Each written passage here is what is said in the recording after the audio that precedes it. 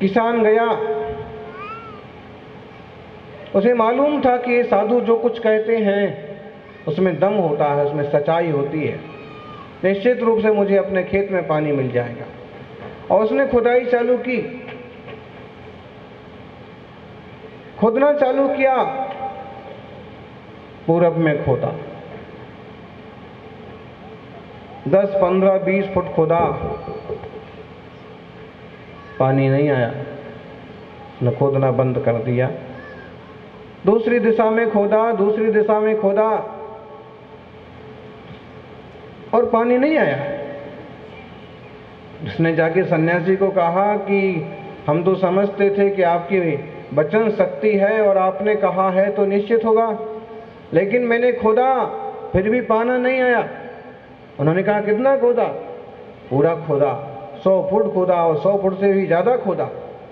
उन्होंने कहा ऐसा नहीं हो सकता है, तुमने 100 फुट कैसे खोदा है, मुझे भी जरा बताओ।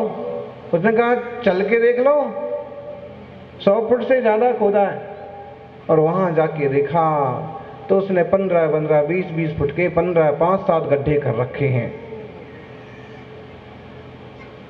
20, 20 फुट के 5 गड्ढे कर रखे हैं, एक इधर है, एक उधर है, एक उधर है, एक उधर है। खेत की और हालत खराब कर दी उसने। यूं पानी बरसता तो कुछ पैदा भी हो जाता, अभी गड्ढों में क्या पैदा होगा। उसने कहा कि देख लो। सन्यासी ने कहा ज्ञानी, 10-10 फुट के 10 गड्ढे नहीं करना, 20-20 फुट के 5 गड्ढे नहीं करना है। एक ही जगह अगर तुम 100 फुट खोदता तो तेरे को पानी जरूर मिलता। तेरे दिल में पानी नहीं है तो तेरे कुएं में पानी कैसे निकलेगा? महाराज, कुएं में पानी नहीं निकलता है, वह सूखा पड़ा है। तुम्हारा हृदय भी तो सूखा पड़ा है। श्रद्धा भक्ति की गहराई हो, श्रद्धा भक्ति का जल हो तो कुएं में पानी आना कौन सी बड़ी बात है। गहराई चाहिए, केवल खुदाई नहीं चाहिए। श्रद्धा समर्पण की गहराई। अक्षर हमने नमोकार मंत्र पढ़ा तो था, बोला तो था, आपने कहा था तो मंत्र जपा तो था। ज्ञानी, चाहते हो इतना कि जिसकी कोई गिनती ना कर सके, हैं? चाहत तो इतनी बड़ी है कि इतना मिले कि जिसकी कोई गिनती न कर सके। और जब कहते हैं कि मंत्र का जाप करो तो गिन गिन करके करते हो। जब प्रभु का नाम गिन गिन करके लेते हो तो तुम्हें अनगिनत मिलने वाला नहीं है। अनलिमिटेड जाप करो और अनलिमिटेड पुण्य कमाओ, काम बनते चले जाएंगे। और ज्ञानी, संसार के काम तो क्या बनाना और क्या बिगाड़ना। कितनी चीजें बनाओगे आखिर वो बिगड़ती हैं। उत्पाद व्यय ध्रुवयुक्तम सत, परिवर्तनशील संसार है। इसमें जो धर्म ध्यान किया वो आपका, उससे जो आत्मशुद्धि हुई वो आपकी, वरना रोना रोना ही है। सज्जनों, तो जो ये अक्षरों की संरचना है बहुत महत्वपूर्ण है, इस पर ध्यान दें। अक्षर ही मंत्र बन जाते हैं, अक्षर ही गीत बन जाते हैं, अक्षर ही गाली बन जाते हैं। और अक्षर को अक्षर कहा इसलिए जाता है क्योंकि अक्षर इनका नाश नहीं होता, अक्षर क्षरण नहीं होता इनका। ये अक्षर हैं, शाश्वत हैं। कातंत्र रूप माला, कातंत्र व्याकरण जैसे शास्त्र की शुरुआत जहां से हुई, पहला सूत्र यही रचा, सिद्धो वर्ण समाम नाया। सिद्धो वर्ण समाम नाया, वर्णों का समूह, अक्षरों का समूह अनादिकाल से सिद्ध है। आप कहोगे मतलब अनादिकाल मतलब जिसका छोर नहीं है। तो क्या अक्षर आदिनाथ के समय भी थे? बिल्कुल थे। आदिनाथ स्वामी ने खुद अपनी पुत्री ब्राह्मी को अक्षर विद्या सिखाई थी, वह ब्राह्मी लिपि कहलाई। आज भी ब्राह्मी के अक्षर अनेक शिलालेखों में पाए जाते हैं। खंडगिरी के उदयगिरी के शिलालेख में, हाथी गुम्फा शिलालेख में ब्राह्मी लिपि अक्षर है। गिरनार जी में जो अशोक का शिलालेख है उसमें भी, और ढेरों शिलालेख हैं ब्राह्मी, और ढेरों लिपियां हैं। लेकिन भारतीय जितनी सारी लिपियां हैं, सारी लिपियों में अक्षर तो वही हैं। 33 व्यंजनाइम 27 सरा कहा बढ़िया, 44 जोग वहा 64 मूल वर्णाओ। 64 मूल वर्ण तो भारतीय अधिकतम लिपियों में हैं, चाहे वो कन्नड़ हो, चाहे वो तमिल हो, चाहे वो मलयालम हो, चाहे वो आपकी बागड़ी हो, चाहे बुंदेलखंडी हो, ये अक्षर सब में है। हाँ, ये जरूर है कि सबसे कंजूसों की भाषा ना इंग्लिश। उनके अक्षर टोटल कितने हैं? 26। और जितने उनके अक्षर हैं उससे एक ज्यादा तो हमारी भाषा के स्वर हैं, 27। इतनी ज्यादा प्रचलित क्यों है इंग्लिश? वैसे बहुत ज्यादा प्रचलित नहीं है। एक नंबर उसका है, दूसरा नंबर चाइनीज का, मंदारिन का है, तीसरा नंबर हिंदी का है पूरे विश्व में। उससे थोड़े ही पीछे हैं, लेकिन हम खुद ही बेईमानी करते हैं, इंग्लिश चाहिए, इंग्लिश चाहिए। इसलिए और सारे देशवासी और देश विदेशों में रहने वाले भारतीय एक मुश्त हो जाएं तो सबसे बड़ी भाषा है हिंदी हो जाएगी। खैर, कहना ये चाहते हैं कि अक्षरों की संरचना आदिनाथ के काल से हुई और उसके पहले से भी हुई है। आज हम जब सिद्धों की आराधना करने बैठे हैं तो पहले ही बीजाक्षरों के द्वारा अनाहत विद्याय, यही अनाहत विद्याय नमः ऐसे मंत्र का जाप हो रहा है। सिद्ध चक्र का जो मंडल बना है उस पर आप देखिए नमोकार मंत्र लिखा है, फिर इस 27 स्वर लिखे हैं, व्यंजन लिखे हैं। इसी के माध्यम से पूरा एक यंत्र बन गया है। और इस यंत्र को, सिद्ध चक्र यंत्र को, सिद्ध चक्र से सद्बीजम सर्वता प्रणमहे सर्वता प्रणमाम्य हम, ऐसे कहा आचार्यों ने कि सिद्ध चक्र यंत्र को, सिद्ध चक्र के सिद्धों के समूह को, सिद्ध चक्र की संरचना को मैं वंदन करता हूं। और इसको अनाहत विद्या कहा। मतलब है कि जो रचना ये बनाई गई है यहाँ पर, अथवा जो एक कहा गया है कि स्वर, व्यंजन, 8 वलय, और इस तरह से वलयों की, इस तरह अनाहत विद्या की जो रचना करता है चित्त में, ध्यान करता है चित्त में, उसको किसी तरह की कोई दूसरी विद्या तकलीफ कष्ट नहीं दे सकती।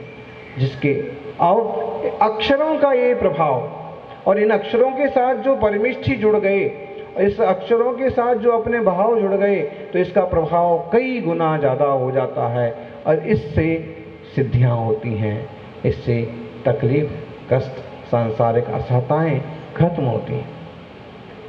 सारी चीज़ वैज्ञानिक है। एक अक्षर के उच्चारण से एक व्यक्ति आपको देख करके खुश हो जाता है। एक अक्षर बोलते हैं, एक शब्द बोलते हैं और अमुक खुश हो जाता है, और एक शब्द बोलते हैं और लोग नाराज हो जाते हैं। शब्दों का गजब का खेल है। जिंदगी भर आपने उसके खूब गीत गाए हों, साल 6 महीने से आपने उसकी खूब पूजा की हो, लेकिन एक खोटा शब्द बोल दो, हैं? बोलो। किसी को 6 महीने मेहमानी कराई, महीने भर खिलाया पिलाया और खूब अच्छे से रखा, और फिर आखिरी में एक आध बोल दो, हैं? कहीं पड़ा रहेगा कि घर भी जाएगा? महीने भर का खिलाया पिलाया सब कान पकड़ लेगा। थोड़ा सा भी अगर वो संवेदनशील होगा, कान पकड़ लेगा, आज के बाद मामा के घर नहीं जाएंगे, जाएंगे तो घंटे 2 घंटे को निकल जाएंगे। शब्दों का गजब का प्रभाव होता है। अक्षर कहा ना, अक्षर ये जो कहा है, उच्चाटन बहुत सारी तरह है इसके। अगर हम उसकी व्याख्या करते हैं तो कई लोग हमको ही तंत्र मंत्रवादी ना समझने लग जाएं। फिर भी इतना समझें कि इसमें बहुत तरह की विधियां होती हैं। जैसे समाधि भक्ति में एक श्लोक आया है जिसमें जो मंत्र शास्त्र की 8 विधाएं हैं, मारण, उच्चाटन, विद्वेषण, वशीकरण, स्तंभन, जो इसकी विधाएं हैं, उसके लिए एक श्लोक दिया वहाँ पर आचार्य देव ने, और उन्होंने कहा कि जो अरहंतों का, सिद्धों का ध्यान करता है, नमोकार का जाप करता है, उसे किसी तरह की घोटी विद्याएं प्रभावित नहीं कर पाती हैं, और ये महामंत्र अपने आप में 8 विद्याओं का काम करने में समर्थ है। फिर भी हम समझें, जो उच्चाटन कहा वहाँ पर, उच्चाटन माने बिचक जाना, आदमी का उछल जाना। तो शब्दों का प्रयोग, आपने कोई मंत्र नहीं बोला, सिर्फ एक मंत्र बोला, एक गाली बोल दी, बेवकूफ, कुछ भी बोल दिया है, कोई भी कठोर शब्द बोल दिया, उसका उच्चाटन हो जाएगा। उच्चाटन का मतलब है उसका चित्त उचट जाएगा, वो आपके प्रति उसका श्रद्धा, समर्पण, प्रेम, विश्वास सब रवाना। हमको ऐसा समझते हैं, हमको ऐसा बोल दिया। अरे मारण भी होता है, वो मंत्र शास्त्र में कि मंत्र अलग ही बात है, लेकिन यूं भी अगर कभी कदाचित बोल दो ना किसी को, बहुत आक्रोश और क्रोध में कोई बैठा है और कह दिया जाए कि तू तो मर जाता, तो कहो वो आत्महत्या करने को तैयार हो जाए। इसलिए अक्षरों का, शब्दों का प्रयोग बड़ी समझदारी से, बड़े विवेक से करना। क्यों? अमंत्रम अक्षरम नास्ति, कोई अक्षर ऐसा नहीं है जो मंत्र ना हो। अक्षरों का अपमान मत कीजिए, अपने मुंह से बोल करके इन जिनवाणी की अक्षरों का दुरुपयोग मत कीजिए। और ये बात भी सही है कि कोई वृक्ष पौधा ऐसा नहीं है जिसमें औषधि गुण ना हो। हम नहीं पहचानते हैं इसलिए हैं। गिलोय और तुलसी के भाव देखो, कोरोना ने कितने बढ़ा दिए, कल तक कोई नहीं पूछता था। ढेरों चीजें ऐसी हैं घर आंगन में, खेत में कहीं भी पड़ी हैं, मालूम ही नहीं है। ऐसे पौधा भी, पौधे का, वृक्ष का, वनस्पति का भी अपमान और दुरुपयोग मत कीजिए, नष्ट मत कीजिए। और कोई व्यक्ति बेकार नहीं है, इसलिए आपके आजू बाजू में, घर में, परिवार में कैसा भी इंसान हो, उसको सर्वथा बेकार मत समझिए। हो सकता है कि आपको उसको सही ठिकाने जोड़ना नहीं आता है, सही काम बताना नहीं आता है, उसका रास्ता निकालिए और इस अनाथ विद्या स्वरूप अक्षरों का, मंत्रों का जाप करें, ध्यान करें। इससे मंगल होगा जीवन में। ओम ह्रीम अरहम अस्यावसा नमः, इस सिद्ध चक्र का जाप कहलाता है। लेकिन जीवन में कभी भी इसका जाप और चिंतन करें तो परिणामों की विशुद्धि ही बढ़ेगी, निर्मलता ही बढ़ेगी। क्योंकि सबों को इसका जाप करना चाहिए। पंडित जी ने कह दिया 5 माला जाप करना, 11 करना, करो, लेकिन गिन गिन के करने की बजाय जितनी गिनती लायक जरूरी है गिनती करो, वरना हमेशा जाप करते रहोगे। जाप करने से पाप नहीं लगता है, पुण्य होता है। पुण्य होता है तो जीवन की तरक्की होती है, जीव की तरक्की होते हैं। यह जीव भी सिद्धों के स्वभाव को उपलब्ध हो, ऐसी मंगल भावना। मस्ती एक फकीर की, उर्दू का शब्द है फकीर, और उसका हिंदी करेंगे तो उसका अर्थ हो जाता है साधु।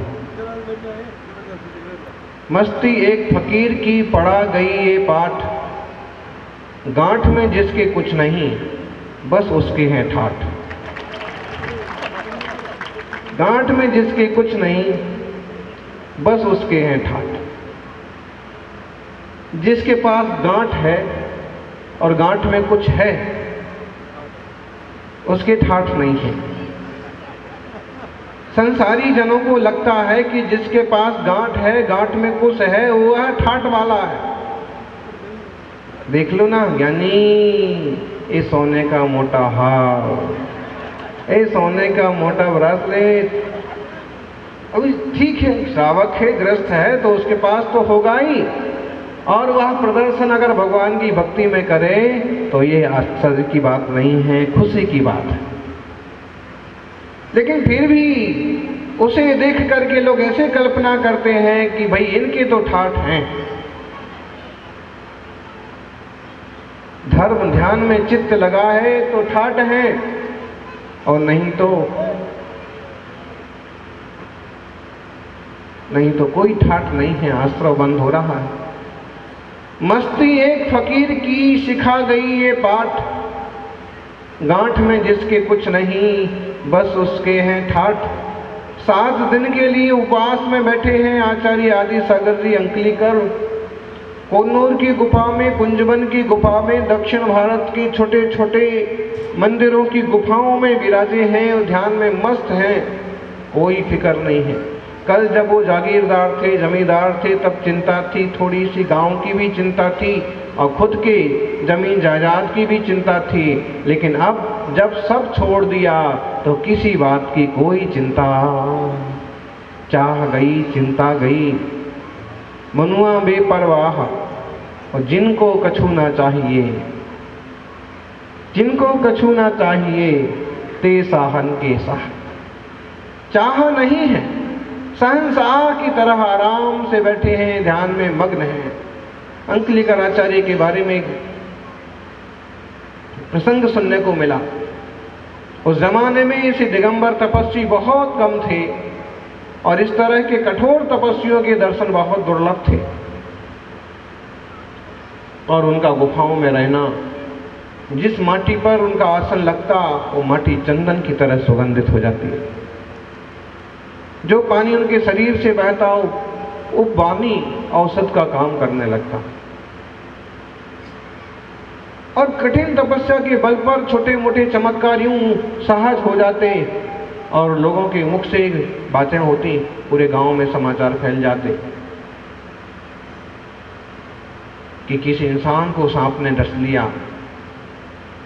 और उन गुरुदेव का आशीर्वाद पाते ही, उनके शरीर के स्पर्श की हुई हवा का झोंका लगते ही वह वापिस मूर्छा से जागृत हो गया, जीवंत तो हो गया।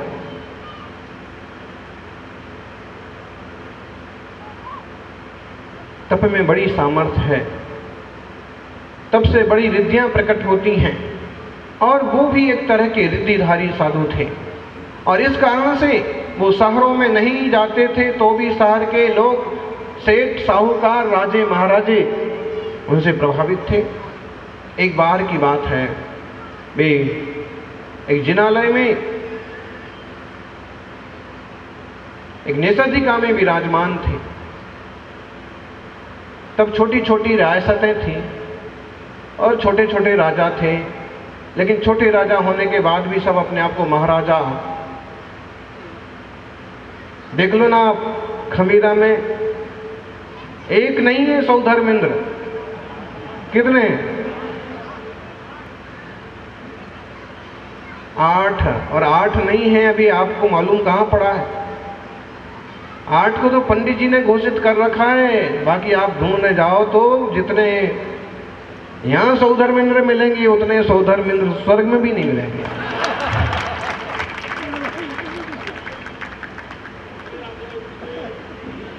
अब इसके दो अर्थ, एक तो ये है